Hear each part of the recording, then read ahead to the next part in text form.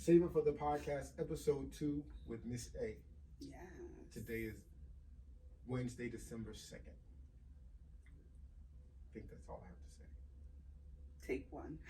Miss A is here of sound mind and body. Yes. She has not been coerced or pressured or influenced, bribed in any way. No. And ain't nothing going down except what's supposed to. Universe says so. The universe said so. What's happening, Miss A? Nothing. First of all, I'm excited to be here, and I can't stop cheesing, so I'm sorry. Thank you for having me. No, it's a pleasure. Yes, I appreciate it, yo. I really do. Somebody asked me, like, who was going to be the guest today, and I told her your name, and she's like, what are you going to talk about? I'm like, I don't know. Like, why are you having a conversation? I was like, just because she's fun to have conversations with. Right, it'll happen. Yeah. It's going to be a bomb podcast, I bet you. For sure. So let's start easily. Okay. Where are you from? I'm from Ghana, West Africa, but I was born here. Okay. So, my family's over there. I've been there plenty of times as a kid, as a baby, Yeah. So, Dope. And you're going back somewhere? Yes, I'm leaving on Sunday. You about to get flued out? Yeah, I'm about to get flued out, even though I paid my own ticket. But I'm going for my cousin's wedding, and it's been 8 years since I was last there. I lived there for 7 months, 8 years ago. So I'm excited. I'm so excited. Yeah, that's dope. But it's dope. It's weird traveling now. Like, this is my third place I've been since this year. This year? Okay. So it's different places have had different protocols and so I'm nervous to see what's gonna happen, but I have people already there. My cousin, they tell me everything's straight, so as long as I get tested. Can I just tell you what happened today? Yes. Okay. Please. So I had to get, they say you have to get tested 3 days before you leave, and they show you have to show them at the airport. So I went to get a rapid test today in Hoboken. Mind you, last night is when I started freaking out, thinking about what they're gonna do to me. But this is my fourth time being tested. Okay. So you still freak out? Yeah, because I don't like pain. Like, all these, I've had tattoos, but I always think about it the day before. Like, oh my God, I'm about to do this. It's just, I don't like pain. Yeah. So I was so scared, nervous. I had to pay $125. Mind you, in Ghana, I have to pay $150 for a rapid test. So this is all for rapid. So it's $125 for rapid. So I went all the way to Hoboken to get this shit done. Yeah. And I took the wrong fucking test. Can I curse? You took the wrong test? I'm supposed to take a PCR, not a rapid. They wanted to be, the difference is the rapid you get right away. Right. PCR, it has to go to a lab. And how long did it take to come back? It takes 3 to 7 days. Okay.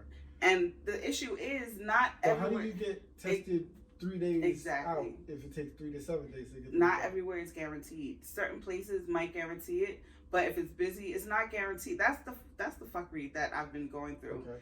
And so that's why I was late today, because I found out I took the wrong test. So I had to go to City MD and go. And luckily they took me. Like, I pleaded with the security guard, because people now, they're taking people's names down. You have to come back later on because the lines are crazy. But they still don't guarantee that you could get it in 3 days. So I'm just hoping I'm still able to go. I'll show them my rapid test, and then I'll tell them I went and got a test. I'm waiting for the results. But I don't understand how they do that 3-day thing when it's not guaranteed to get in 3 days. Right. So I got tested twice today.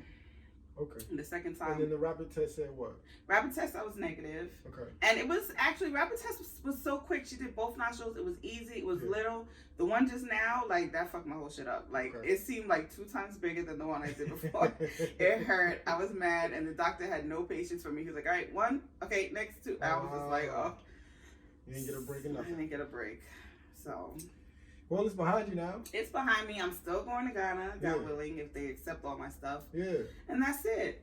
I'm going to do it. And I'm going to vlog about everything. I'm going to vlog about what happened there and getting the visa, the whole process you need. Because not a lot of people know what you need to go to Ghana. Right. So I had to get my visa. And now with everything like this, I had to mail it in, which they cost extra money to mail in to get your visa. Okay. You have to mail in your passport. You have to mail in passport pictures, proof of where you're staying, proof of your airfare and return.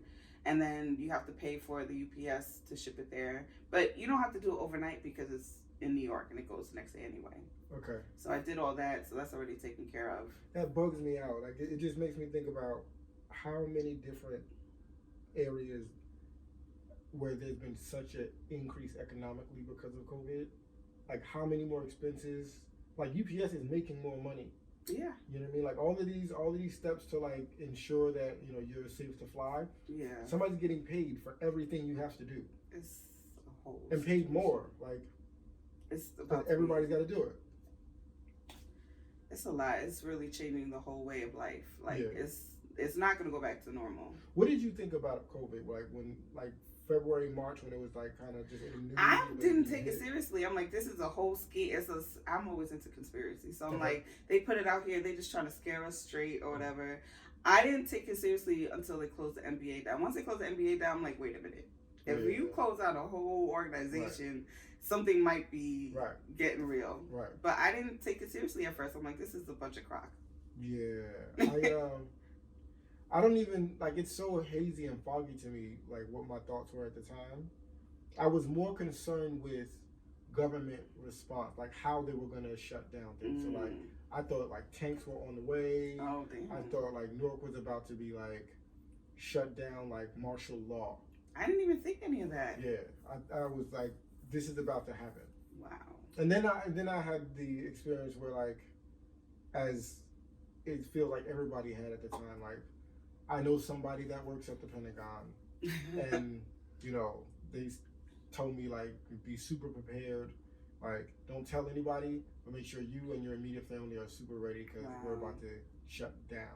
Once I heard about the shutdown, I took my money out of the banks because I'm like, just in case. Like that's when my job closed. Then I was like, okay, that's when I took money out my bank, like just in case anything, I have it right here with me. Cash money. And that's it. Yeah.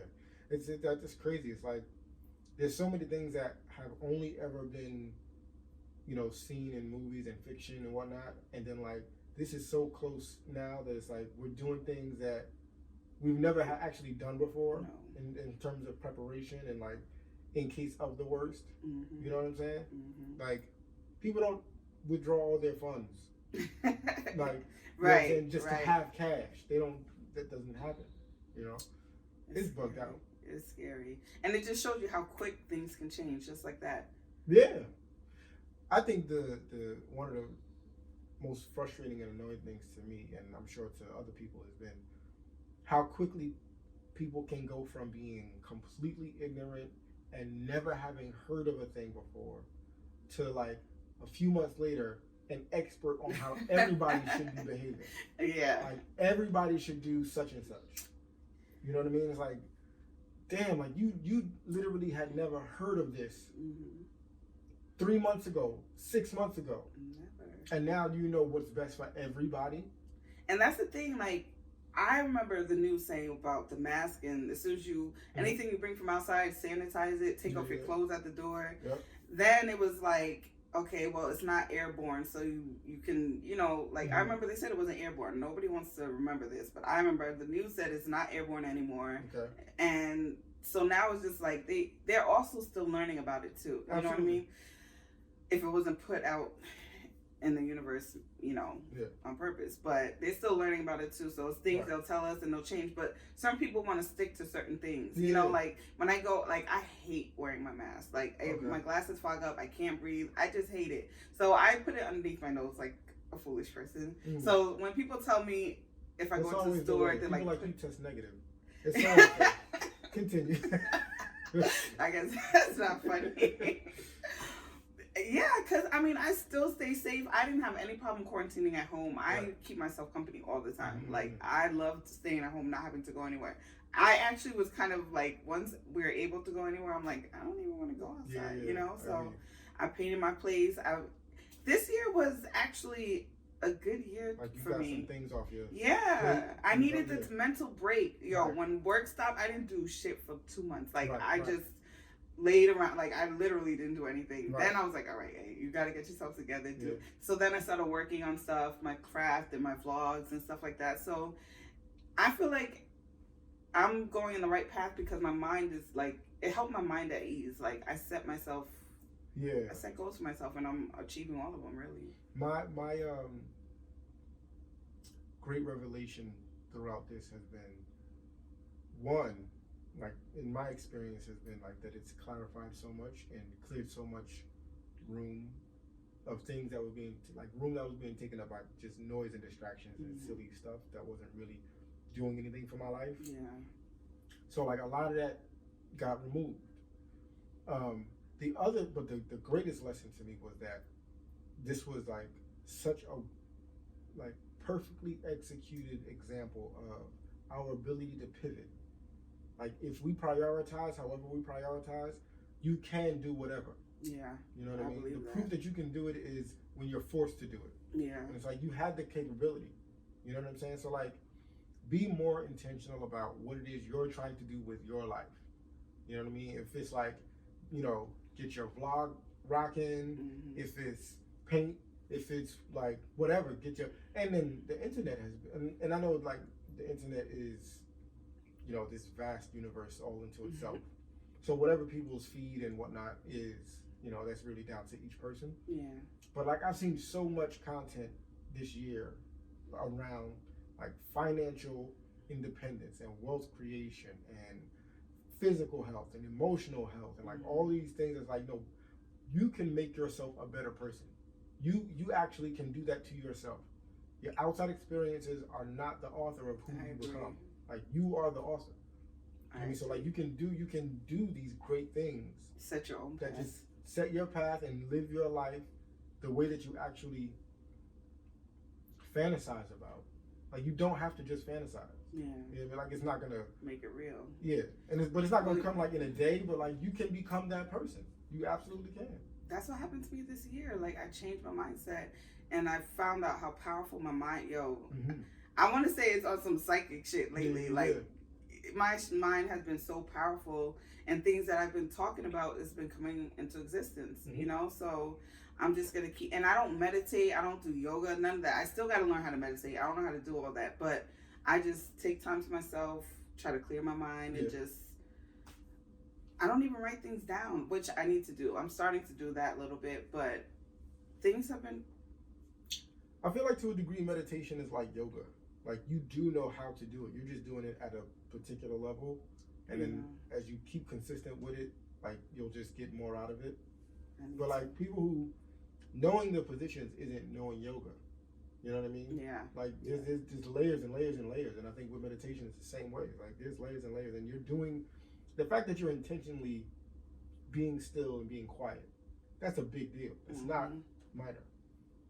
You know what I mean? You're right. And so like you're just practicing that right now, and that's a super strength. Yeah. You know what I'm saying? It is. It really is. How many tattoos do you have? I have, I think 9. I honestly don't even know. 2, 3, 4, 5, 6. Okay, 9. 9? Yeah, a couple of those got counted silently. Okay. Do you have anybody's name on you? No, I have my name. I got when I was 17. My mom took me, but it looks like a scar now. No one could really see it, but it's just got my own name. Okay. I wouldn't put anyone's name except I would probably put my kids and my cat. What? My cat Lola. That's my kid for now. Lola Sky. You will put your cat's name on you? It's funny you said that because I just started thinking about it the other day. Like, I would do it. I really would. Like, that's my baby.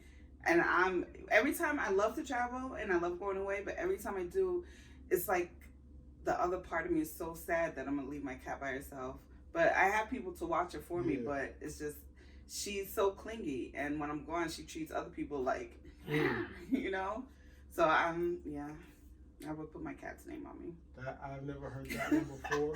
Call me a cat lady. I've never heard about a cat. Like people put their dog's name or pictures of their dog. I've never seen. People don't. I feel like dogs. I don't know. My mom's had birds. I've seen birds' personalities. I love animals. Like I'm an animal person. Birds, cats, they all have personalities, not just dogs. Yeah, like you know, for sure.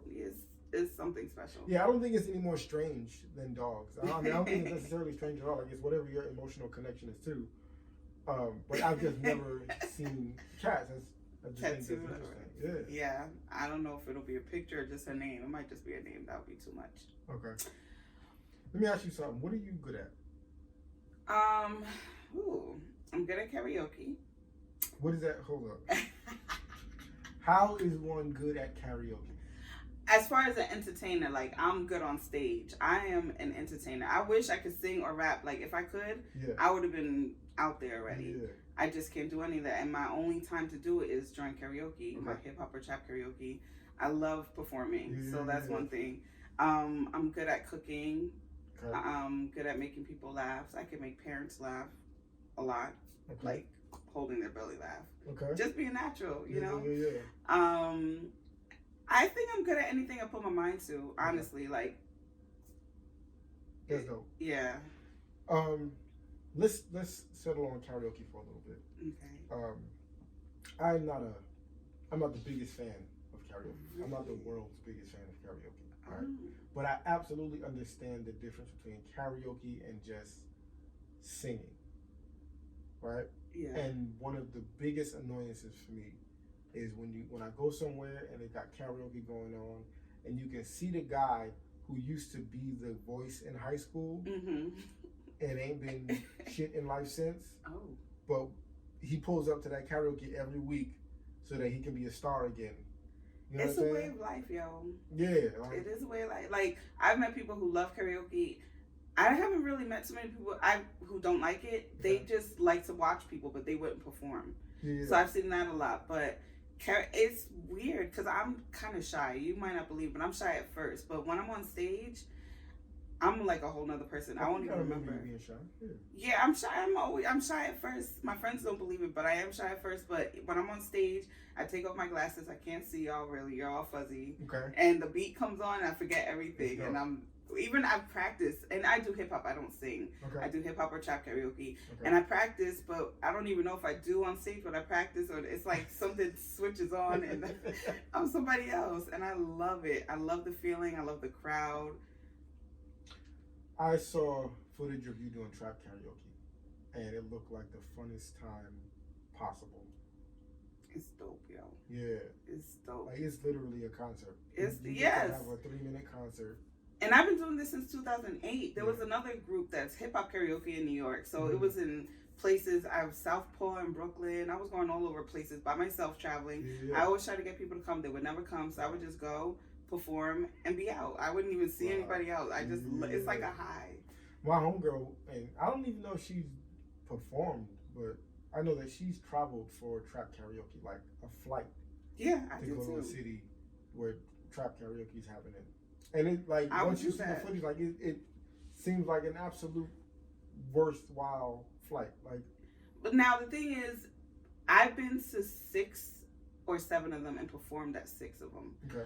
So to me, they do kind of the same things. Yeah. So if you go once or twice, it's cool. But since I go all the time, I only go just to perform. Okay. But I know I went to New Orleans one time and I planned it around. I was gonna go anyway, but I planned it around trap karaoke. Okay. I wanted to perform. I signed up the day of. I was waiting to sign up. Okay. They canceled it. I cried in my hotel room. I was so mad. I cried when they canceled it. I was like, I was going to perform at House of Blues in New Orleans. Like, just to say it's on my belt. I cried when they canceled it. Why'd they cancel? Because it was a snowstorm in Jersey or whatever. So they couldn't make it to New Orleans is what they said. But I'm like, really? It's nice down here? Wow. I cried.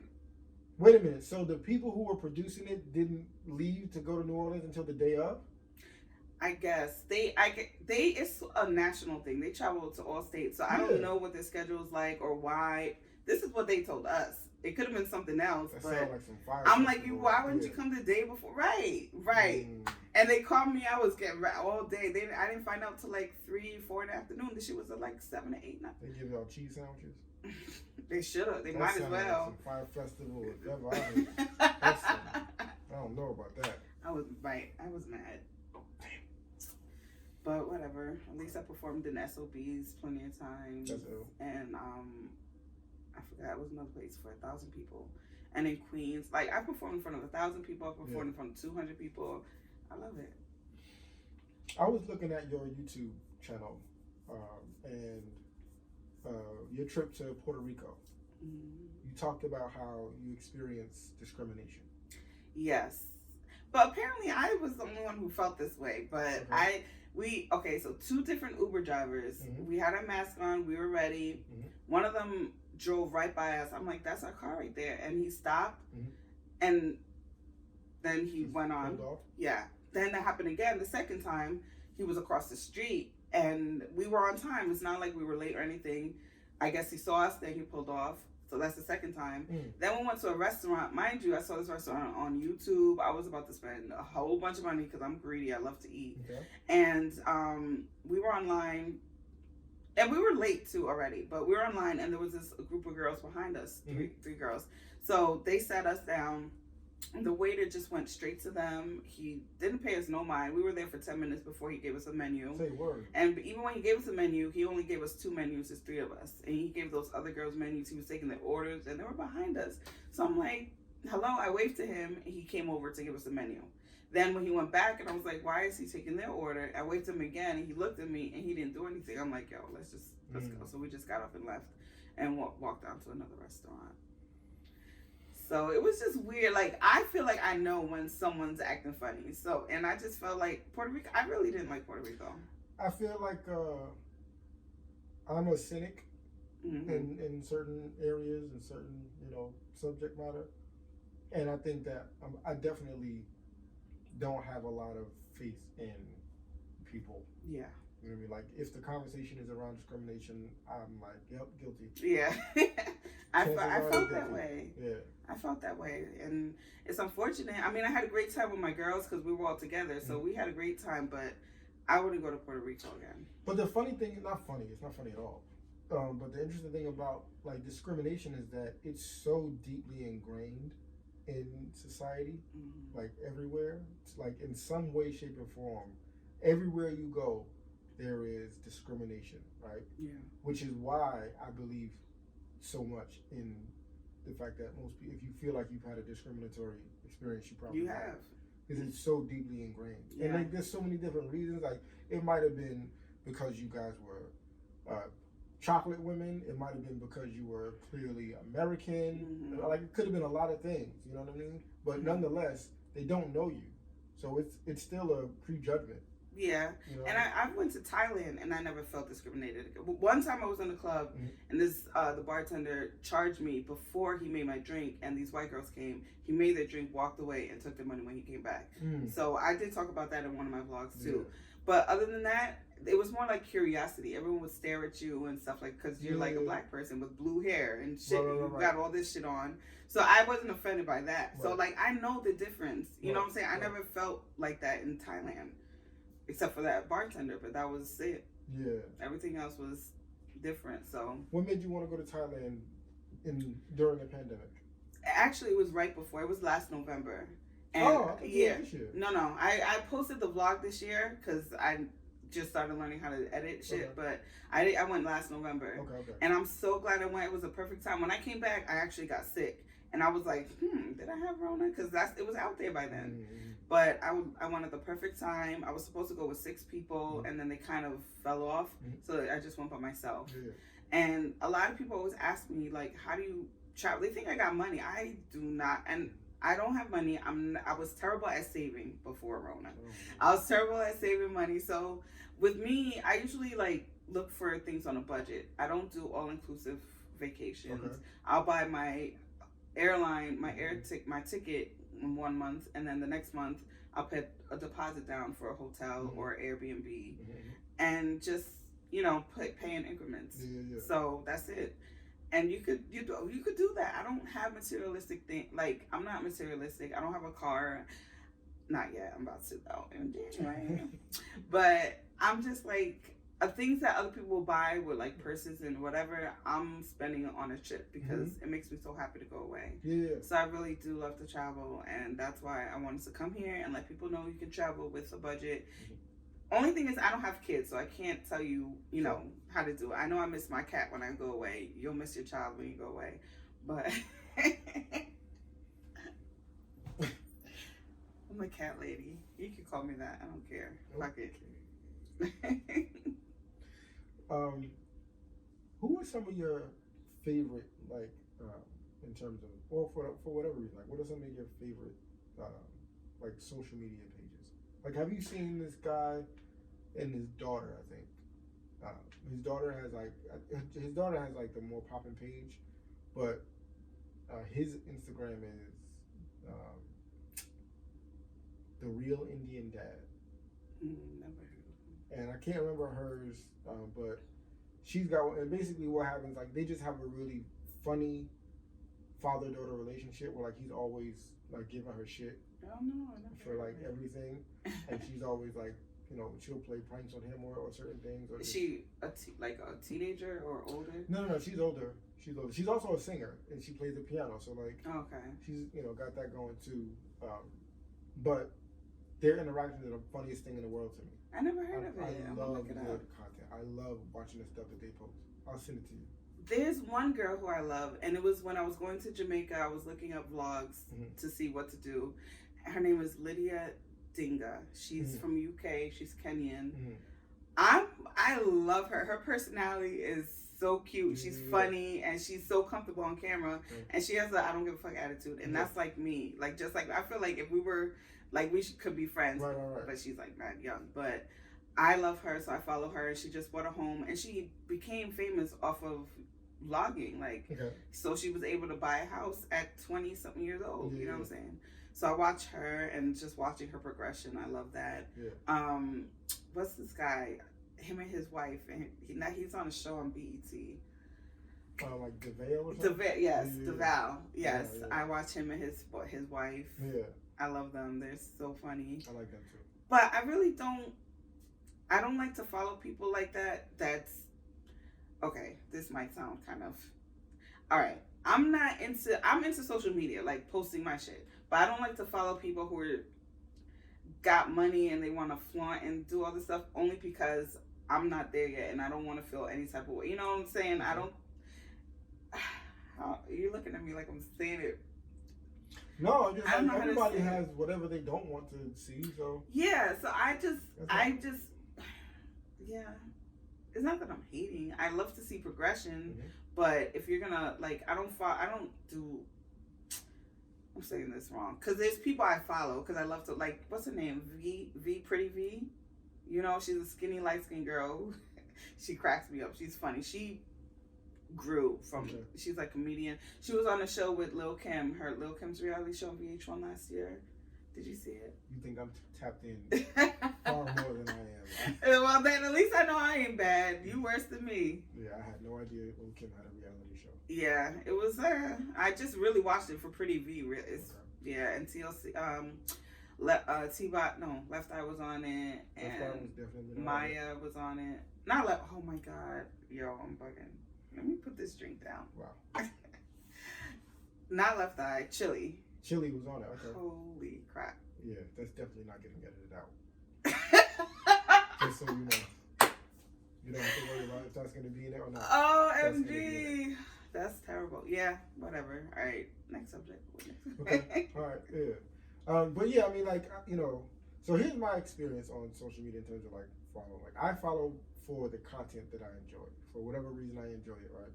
Whether it's humor, whether it's informative and educational or motivational, or people that I know personally, and I enjoy seeing their journey, however they, you know what I mean, portray it. With women I find sexy, like whatever it is. You know?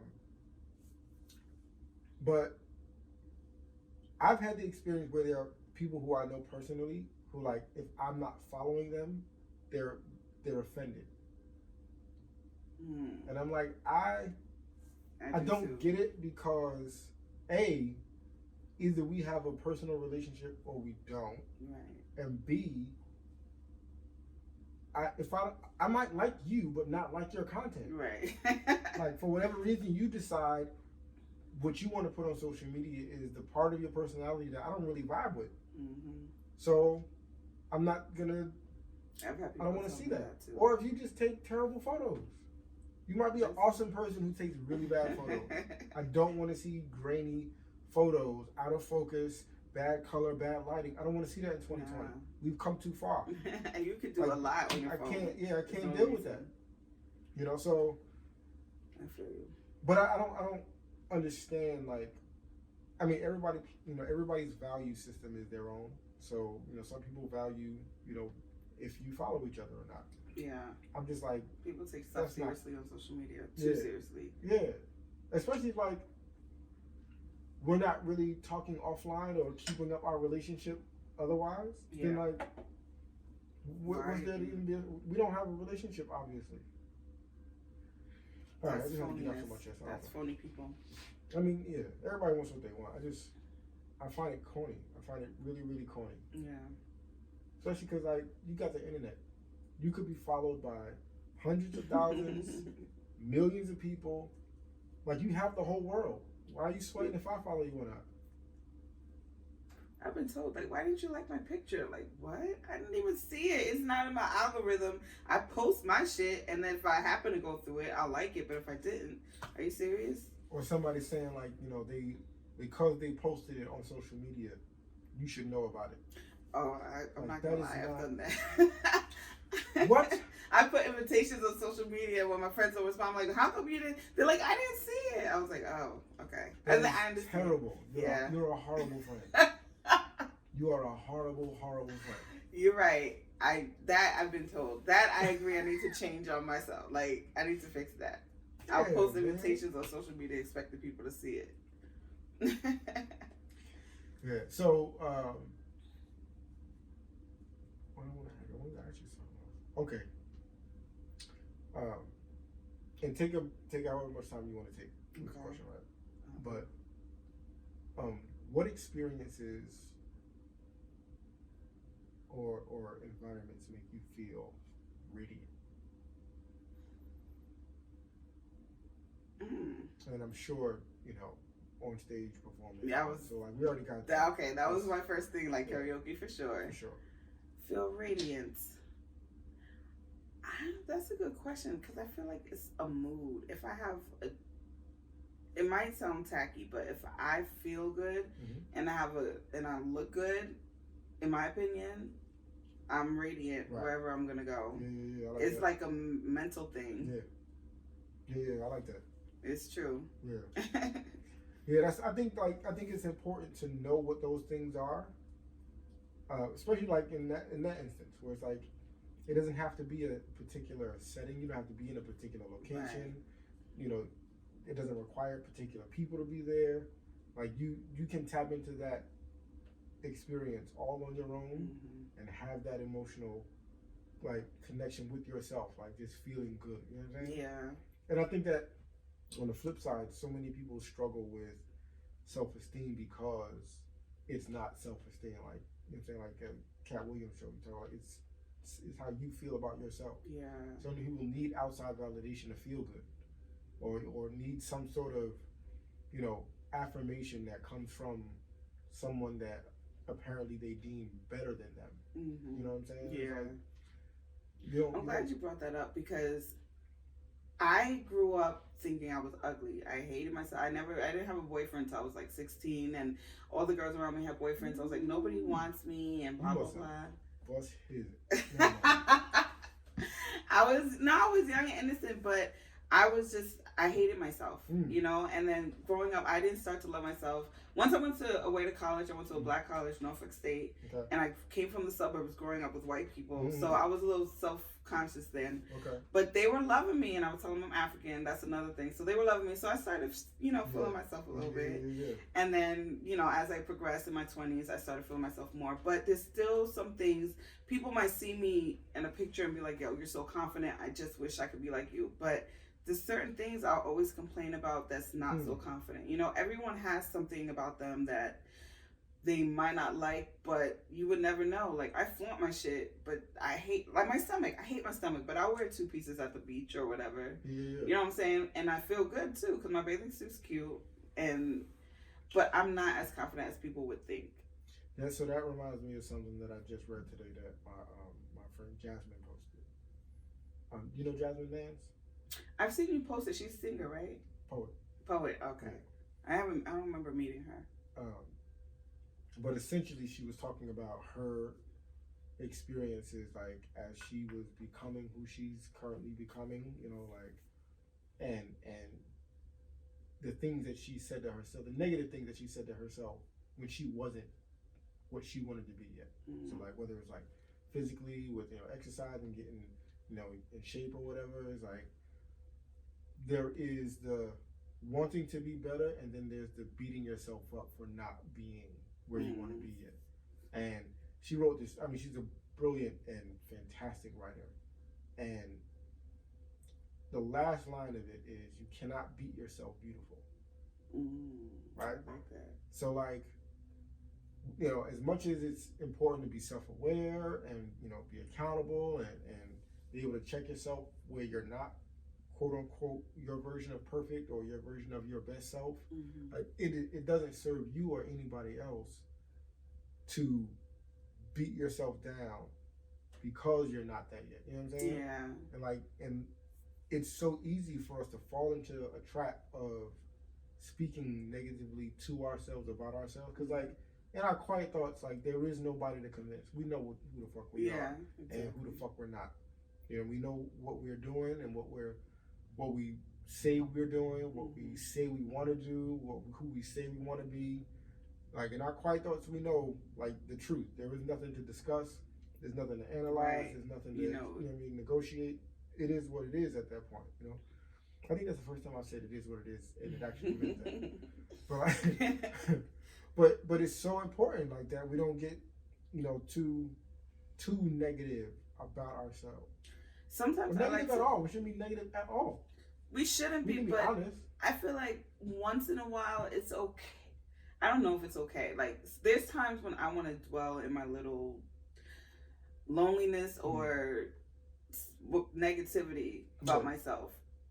But I always get out of it. Some people don't know how to get out of it. Right. But I feel like sometimes I just need that just to appreciate more once I get out of it, So it depends on the person and how you can handle certain things. How you process it, Yeah, because I'm, like I said, I'm confident, but I'm not confident. I don't give a fuck attitude, but then I am so sensitive and I do give a fuck sometimes. Yeah. You know what I mean? So yeah, absolutely. And I think that's valuable, because it allows you to also empathize with other people, whichever side they're on at the time. Right. You know what I mean? Like, I think that's something that I find so fascinating about people is our inability to empathize with people who are having the same emotions that we have.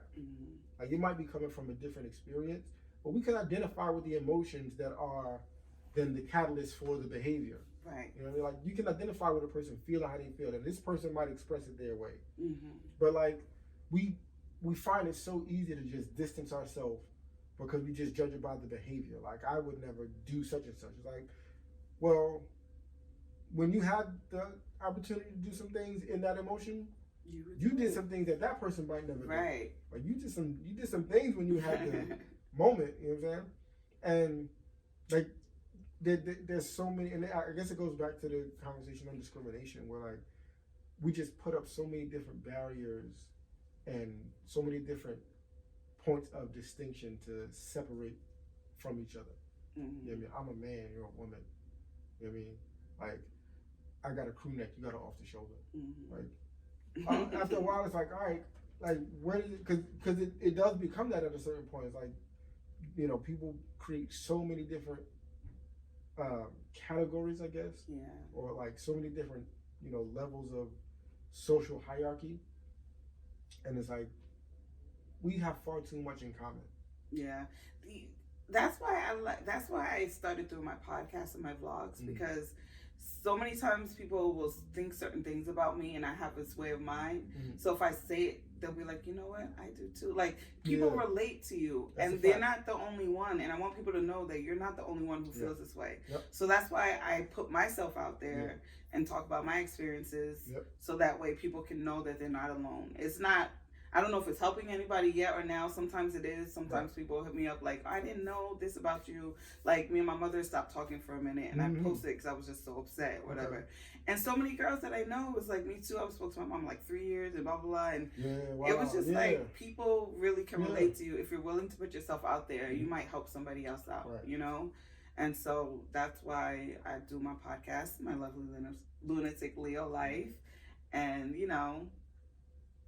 let people know that they're not alone. So the name of the podcast is My Lovely Lunatic Leo Life. And what's the name of the vlog? My vlog is Miss A TV Adrian.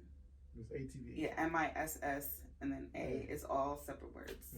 So, yeah, and my podcasts are actually on my YouTube page too. So if you go to my YouTube page, you'll get to the podcast. Okay. I talked about going to Thailand, and I also have the vlog on Thailand. Right. I've talked about being single for 8 years. I've talked about dating life. 8 years? Yeah. Okay. I calculated during quarantine. 8 years. I didn't realize not 8 months. No, 8 years. 8 years. Like, I mean, I've dated here and there, but not in a relationship. Okay, so let's talk about this for a little bit. I feel, and again, take this with a grain of salt, because I am a guy, right? I really believe that women would be better served in some instances, like not in all instances, not in all cases, not all women, but based on the conversations that I've had and things that I've heard from women, like women have a tendency to date one person at a time. Like if you're straight single, not dealing with anybody, and you meet this guy at Trap Karaoke and you exchange information, like within a week, like you're not gonna give your phone number to no other guy. Like you're working on something already. Yeah. You're right. That's me. I'm that type. But a lot of people I know are not that way. Like, you can't keep your eggs in one basket. You got to date. But I guess it's because if I'm talking to somebody, I kind of feel like I don't want them to talk to anybody either. Even though you're getting to know each other. Like, I know it's hard out here, honestly. Like, I don't know what the protocol is or what it's supposed to be. But I feel like if we're getting to know each other, I'm talking to you for a reason, not just for fun. What's the reason? I want to get married and have kids. Like, I want to talk to you so we could build something. We have a relationship or whatever. And of course, I know I need to feel you out first, but I'm willing to do that if you're willing to do that also, and if you think there's potential there. Okay. If there's no potential, if you're not ready for a relationship or a family or whatever, stay that way. What is ready for a relationship mean? If you're ready to settle down, like, you don't want to be... What does settle down mean? For me, like, it's being with one person. Like, you really you want to get to know the person. Yeah, to be exclusive. Okay. You're willing to get to know the person and settle down. But not everyone is in that state of mind. Recently, for instance, this guy, he was a customer at where I used to work. Okay. 4 years ago we met. But we never really, like, we exchanged social media. That's how we kept in touch. So recently, like, here and there, he would hit me up, hey, whatever. But I always felt like he liked me, but he didn't say it. But I would just talk, whatever. So, like, in July, he hit me up, like, I'm not trying to play any games. I want to shoot my shot, whatever. But he had just got out of a relationship because he kept talking about it. I'm like, well, you finish healing from that and then come back to me. Yeah. So then 3 months later, he hit me up again, like, I'm ready for that conversation. And the way he was approaching me, I felt was wrong. Like, you took my advice, you waited till the time, and you didn't approach me when we first met because you had your own situation that you need to get, you know, I'm not putting him on blast, but he had to settle himself because he felt like you couldn't come to me like that. And I appreciated that, and he told me that then. Okay. So we talked for like a week straight, him coming to me, telling me he wants to be with me. He's like, when you come back from Ghana, we're going to make it official. You're going to be mine, blah, blah. Tell me why I haven't heard from him since, like months? No, this just happened. I'm still hurting right now. Okay. That's why I had to bring it up. I'm still hurting right now. But this happened like a week ago. And nothing happened that caused... Nothing happened. We were supposed to go on a breakfast date. What do you think happened? You think he got back with his ex?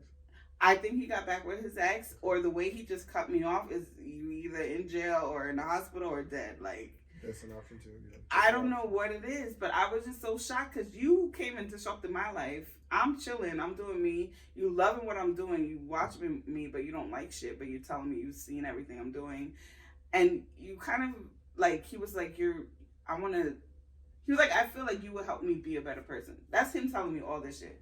So I'm like, why do men, and it might not just only be men, but why do people want to talk all this stuff to get people's hopes up, and you're not serious? Like, it's cruel out there. Like, people got time. I think that comes from, like, the dynamics between men and women where, like, men have been established in society as the predator or the hunter or the ones who, you know, the aggressor. Mm-hmm. You know what I mean, when it comes to men-women interactions, and because of that, it's like men tend to be conditioned to shoot even when they're not ready. They can, like, if hunting was the analogy, men are conditioned to, when you see something, shoot it. Yeah. Now, whether you can carry it back with you or not is another. These motherfuckers can't carry a goddamn thing. They're just coming to interrupt my life. Like, why don't you just leave me alone, okay? Right. Now you limping all around the forest. Right. Yeah. And it's like I keep giving people chances. I'm about to be a cold, stone-hearted bitch. And the thing, it's like a cycle. Don't become cold, stone-hearted. I don't want to, but I gotta protect myself. And it's like a cycle because some of these men, I'm not only. Okay, I've only been dating black men, but I'm open to other races. Okay? But it's a lot of black men that I've talked to or dated that complain about the black woman doing certain things. Mm-hmm. But then it's like, you're doing certain things to this black woman to make her feel this way. And that's about to be me, and I don't want to be like that. Like, I'm such a loving person. I know I'm dope as hell. I'm fun. So I already know that the guy I got to be with is got to be doper than me. You know what I mean? So I kind of appreciate being single for so long because I can't handle too many breakups. Okay. But at the same time, I'm tired of being single, and I do want a relationship. But I want the right one. Have you ever? Who the hell is knocking? Somebody like building a treehouse in their apartment. Have you ever considered dating not with the end result in mind? Yes. Like dating to the point of not even being in a committed relationship. Just exploring like. I've done interactions with men and developing a relationship with men where until you've satisfied what you feel is necessary for like filtering through the muck. Yeah. Like now it's like, okay, I could explore a commitment with this one and this one and this one. So let me just weed out these over here. Yeah. We don't need to talk no more. Maybe I haven't. And then I can just kind of kick it with y'all and see who's a better match or who's the better fit. So y'all, and then it's like, all right. Here's the problem. I'm a very sexual person, right? Okay. Now, granted, I've only had sex one time this year. Okay. But like the thing is, I've only exactly. Still left that mattress. This is why, because I don't want to talk, because a lot of guys, when they first talk to you, is like sex already, and I don't talk about it. They don't know I'm a sexual person, okay. But once you get to know me, you'll be like, all right. But then it's like, I might blow your mind. No. What? Okay, I'm speaking freely here. I might say whatever you want to say, whatever. But if I'm talking to you, after a certain time, I'm going to want to have sex. Mm-hmm. So I feel like the least amount of people I'm talking to, the least amount of times I'll have sex, if that makes any sense. Okay. You know what I'm saying? Are you trying to not have too much sex? I don't want to have sex, really. I'm tired of having sex now, like meaningless sex. Like I just want somebody who I can... So you place the meaning behind sex completely in the relationship you're developing? That's what's happened as I got older. When I was younger, I could have sex with you and not speak to you ever again. Now it's like I'm catching feelings and stuff. So I'm trying to avoid all of that. So I'm trying not, that's like, it's like, I don't know if I'm sabotaging myself. So I'm like not really talking to people because I don't want to have sex with you. Well, we're all sabotaging ourselves. Like you spend, like that's the only growth that we ever really experience in life. Learning how to stop sabotaging in certain areas. But yeah, you are. And I'm not saying like what you should do or shouldn't do, but just let's let that be the baseline. We're all self-sabotaging. Yeah. Yeah. And if you say certain words to me, I'm gonna be like, okay, I want to have sex. Right. Like, you know what I'm saying? But I'm trying to stay away from that. Like in the last 2 years, I probably had sex like 3 times. You know, mm-hmm. So like I'm trying to not do any of that because I know what it is I want and how I am. Yeah. So it's just like I'm tired of playing games. I just wish it was somebody who would just. But I guess that's asking for too much now, especially with quarantine. No. Motherfuckers are married and bored, so they want to hit you on my Instagram. Like, Well, yeah, I mean, people play with people, and I feel like in a pandemic. I wish people would be more honest, because you can get what you want when you're honest. If you want someone while you have somebody else, you'll find somebody who doesn't care. But you got to be honest. You can't just go into a relationship, not tell that person. Oh, yeah. You know what I'm saying? Last year, I dealt with a guy who told me he was divorced. Right. I didn't let him in my apartment for like a month and a half. I'm like, you can't come upstairs. We could talk outside. It was summertime anyway. Okay. We would do other things. I finally gave it up after a month and a half, and the day after, his wife called my phone. Really? Called my phone, and we had a conversation, but she was respectful. I guess she knew her man ain't shit. I don't know.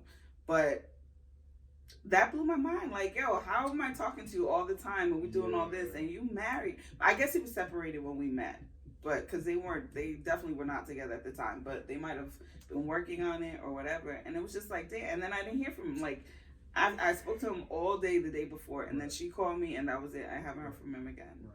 So it's like, this is the type of shit I go through, and I'm just like, I'm so over it. Yeah.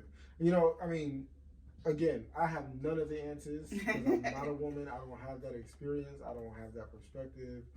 You know what I mean? I'm not having those, like, emotions based on those experiences. Yeah.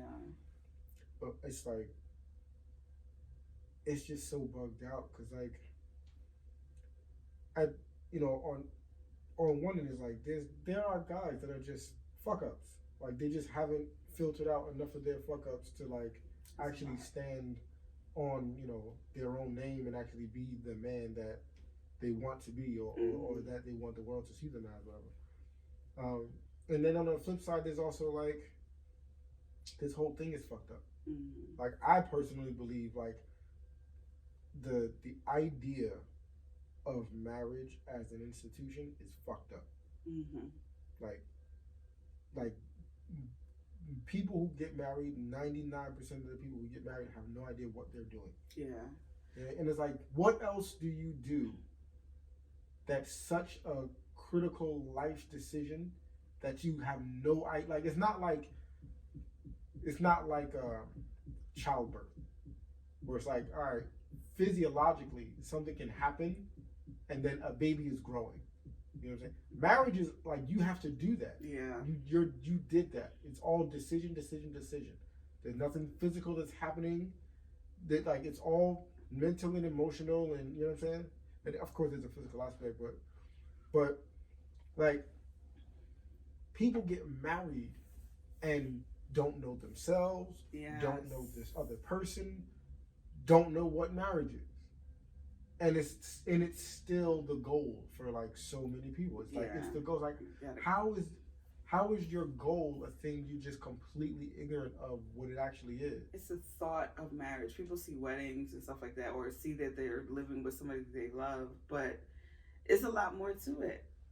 I think a lot of people see validation through marriage. I agree. Like, it's like there's an idea of, like, classism almost, where like a married person is a better person. I agree. Than a single person. It's also society. Like, my family in my late 20s, all the time, aunts, uncles, why aren't you married? You don't have any kids yet. You need to hurry up and do it. And it was like pressure building on me. You know what I'm saying? And it's me. I'm already feeling some type of way because I can't find a good man. Right. You know, so you don't know what I'm going through. And here you are pressuring me like, you need to hurry up and get a man. Meanwhile, you're divorced. Right. You know what I'm saying? And a twist to my story is I actually got married in Ghana in 2013. And I didn't tell my family. They didn't find out till like 4 years later. I'm actually still married now. And when I go to Ghana, I'm going to get terminated, of course. But I haven't spoken to him since 2016. I was trying to bring him over here. If the left eye comment doesn't do it, that's going to make this episode go viral. There's no way. I'm about to get a deal from Spotify tomorrow. You mean we? Okay. I don't know you. I am married for, all this year is coming to me. I've been married for 7 years. I don't think about it. I haven't spoken to him since 2006. I was in love when we got married. I knew him for 10 years, but He approached me when I was like in my 20s, and I was like, he just wants to come to America. I'm not paying him no mind. Okay. Then I was dating somebody here at the time that when I moved to Ghana, I really moved to Ghana for him. I need to write a whole book. But I told my family it was for radio, like to do all the things. They knew of him. So they met him, like when my parents would go to Ghana, he would go and see them and stuff like that. Okay. So, but my father didn't like him. My mom liked him. Okay. And it was just like, all right, I'm going to give you a chance because these niggas over here in America ain't shit. So let me see what you're talking about. So I moved to Ghana and stayed with my uncle. This guy he didn't have a penny to, like, it was a bad situation. But I was in love. I was always with him all the time. I was the one, he was expecting me to pay for everything because I'm American, of course. Okay. It was like he was taking advantage of me. He knew what he was doing. Yeah. And he was like, my mom wants to see what it'll be like if we go to get married or like, let's see what we need to do for the process. I'm like, okay. So the process of checking the process. Wants to see? This is what happened. This is him manipulating me. I was foolish. I was 30 years old. He was like, let's go see what happens if let's find out what we need to do if we want to get married. So it started from that to paperwork to an appointment to like, it just was snowballing. I bought our outfits to get sewn for the wedding, and my family didn't know. His family, his sister, his cousin, 2 of his cousins was there. They were the witnesses. We did that at a courthouse. And like you got all the way married and your family didn't know? In Ghana, but through the courthouse. We didn't have like a wedding. Right. So I did that. Even when I was staying with my uncle, I told him I was going to stay with my mom's side of the family for the weekend. That was a little fake ass honeymoon. And that's it. We got married in February 23rd, 2016. I came back to America in April 2013. I came back to America in April 2013. Mm-hmm. So even when we got married, we weren't living together. I was still staying at my uncle's house. Like, it was, and... So what's it going to be like when you go back? I don't know. I didn't tell him I'm coming. I want to make sure I have the paperwork so that way he can't tell me some bullshit like I'm not in town or whatever. I want him to sign the papers when I go there. I spoke to him, the divorce papers. Oh, so you want to get divorced now? Yes. We don't talk. Like, we do not. I haven't spoken to him in 4 years. You haven't spoken to him, like, since you got back? No, I got back 2013. We were all in love. We were communicated everything. Until 2016. Yes. So we were, for 3 years, on my side, I was good. I didn't cheat for the first year. Once I was good for the first year. I didn't have sex with nobody, but then I went back to an old flame, and that's a whole nother disastrous story. But it was like, if I found out he might have a kid over there anyway, like right after I left. So it was like a whole thing. So 2016, we got into it, and we didn't talk since then. And then just last year, before... You got into it, I mean, like, you guys started having disagreements and arguments? Yeah, we really, like, we argued. We had one big argument. And then last year, before Corona came by, I was like, I'm coming there in Ghana in June so we could do all this. He was like, okay, good. He was like, I've been waiting for this. I'm like, so how come you never called me or hit me up? Like, let's start the process. You over there, you have better access to do, because it was married over there, not over here in America. Right. So you have access to everything over there. And at first you were like, yeah, I'll find out what we need. Then I'm asking you, did you find out yet? He's like, I don't have time for that, blah, blah, blah. So I'm like, I thought you wanted the divorce like I do. So what's the problem? So I'm going there Sunday. I want to see. Yo, I'm telling you, it was some fuckery, and I fell right into the trap. But I'm going to get it taken care of. It's like been over my head all these years. That is amazing. You think you know somebody. And this is only what I'm letting y'all know. There's a lot more. No, I'm talking about your parents. They thought they knew you. Oh no, they know. They know you. I've always been the black sheep, the crazy wild one. How many siblings do you have? I have one full sibling and stepsister and brother. And I have a cousin who's lived with us from Ghana since forever, so he's like a brother. So he's the one actually getting married in Ghana. That's why I'm going. Okay. And then where do you fall? I'm the oldest of me and my brother. Okay. And then my stepbrother and stepsister, they're older than me. But they never lived with you? No. Well, no, my stepbrother lived with me a few years ago, like long time ago. Okay. Yeah. But my dad married a black American. She's from Detroit. Okay. So it was actually funny with their relationship. Like at first, man, you're taking me back to shit that I'm thinking. Like it was when my stepmother came around, my parents were kind of separated. Okay. So my mother, she kind of made it difficult for us to even like her. So I didn't get along with my stepmom at first. No, okay. I got along with my stepmom at first. Then I started not getting along with my mom. So then I started getting along with my mom and not getting along with my stepmother. Hold on, your mom is from Africa? Yeah, Ghana? She's from Ghana and too. Your stepmom is from Detroit? Yeah. Okay. So two of the blackest places on earth. Both of your moms, okay. Yes. And my father chooses crazy women because my mother and my stepmother are both crazy. Okay. I mean, I don't know if I'm into like zodiacs. They're both Libras. Okay. 15 days apart, but they both got their shit. Mm-hmm. Like, you know, so it was kind of difficult with them getting married, but you know, now I used to work with my stepmom too, so that's when we started getting a little bit closer. Okay. But yeah, and now I don't talk to my mom. It's like yeah. It's bugged out. Like, you know, we don't have enough. In my opinion, we don't have enough conversations. Like, I think conversation is so important because they show us not only how much we have in common, mm-hmm. but also like how complex a human being is. You know, like none of us are one way. None of us mm-hmm. are simple. We're all complex. We all have a lot of like nuance to us. You know what I'm saying? And so we would have so much more understanding and empathy and growth if we just talked more. And like yes. It's said all the time, but it's so true. Like it can't be oversaid. Like you just gotta talk. Like we don't have to be best friends to have like genuine conversation with each other. You know what I'm saying? Like we can do that. Two strangers can do that. Yeah. You know what I'm saying? So like people who have some familiarity definitely can do that. But sometimes it's just some people don't feel comfortable. It's like, and it's sad to say you're not comfortable with someone you know or someone you're close to. But communication can solve so many issues, Absolutely. So many issues, but nobody wants to communicate. Absolutely. That's wild. That's wild because it's like it's such an easy fix. Mm-hmm. Like I mean, sometimes it's not so easy because it'll be a hard conversation.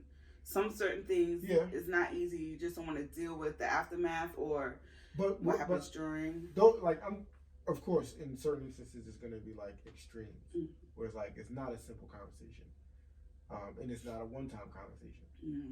But there are so many times I believe that we've all experienced where we thought a certain thing just because all we had was internal dialogue. Yeah, like we didn't have one conversation, and we were absolutely convinced like what Miss A did, why she did it. Like we drew the whole picture mm-hmm. around this other person and their feelings and thoughts and actions and behaviors, and never spoke to them. So it's like I don't think he liked me. I don't think she liked me. Right. That's some dumb shit. You're right. That's some really dumb shit. And like, how often do we hear people say that? You know what I'm saying? I think, he think he's all that. Mm-hmm. I hate that. How I hate when people say that. What do you? First of all, what's wrong with that? Right. If you would only have a problem with that if you don't think you're all that. Because if you thought you were all that, then you would empathize. Like you'd be like, okay, I can connect with that. That's for you and yours, but I get it. You know what I'm saying? So like, what are we really doing? What are we really talking about? We're not talking about enough. I had an argument with my mother about that. She was like, you think you're all that? I'm like, actually, I do think I'm all that. Like, wouldn't you want your daughter to think she's all that? Right. Like, to be better than what you thought you were? You know what I mean? So why is that a problem? Right. Yeah, because me thinking I'm all that doesn't mean I don't think you're all that. Right. But I don't hold any space for me to not think I'm all that. I think I'm all that. And that can also, even saying that can help you believe it. You know, the more you say it, the more you believe it. So if somebody wants to believe something, why would you try to knock it down? Right. All right, I can't handle this a lot. This is dope. I had a good time. I feel like I was talking too much though. I don't think so. Okay, well, make sure you put my YouTube vlog, Miss A TV Adrian. Can you not throw my pillows all over the place? How? I didn't even. It's alright. You know what? I'll knock this whole shit down by accident. I'm so clumsy. It's all good. No, yeah, for sure. Yes. Make sure you put Miss ATV Adrian for my YouTube vlogs. And definitely I have multiple episodes for Ghana. I'm going to have so much content, but that'll be in January because anytime. But do that. And my podcast on all platforms is My Lovely Lunatic Leo Life. And of course, you could get on YouTube also. So if you could go to One Stop to get all my shit, like, subscribe, and share. I'm trying to be rich. I'm trying to be rich. I'm trying to be rich. I mean, famous, rich, whatever you want to call it. I need that moolah. You know, now that I'm saving, quarantine taught me to save. I was a check by check person, honestly. But once that unemployment money started coming in and I couldn't really go anywhere, I'm like, you know what? I'm about to get a car. I'm about to move out of state. Like, I'm ready. I'm sacrificing. I work for Amazon delivery now. Okay. So I'm sacrificing. I've never done any type of physical labor. I've always done office work. Okay. I've threatened to quit multiple times. But my end goal is my car and to move out of state. So that's why I'm sticking to it. Where to? Either Florida or Texas. That's my top two. Houston, Texas. I have narrowed it down in Texas, but not Florida. A whole nother... Yes. Let's talk about something real quick. Have you seen this clip of this restaurant called True Kitchen, I think? Where like there was like it looked like it was like a brunch. Or something. Black-owned restaurant. I think it's in Dallas. Or somewhere. It's in Texas. I think it's in Dallas. But you know, there was like a brunch. There was DJs playing music. You know what I mean? The vibes are up. Mostly women. Like I didn't see a guy in the video. Oh. Right?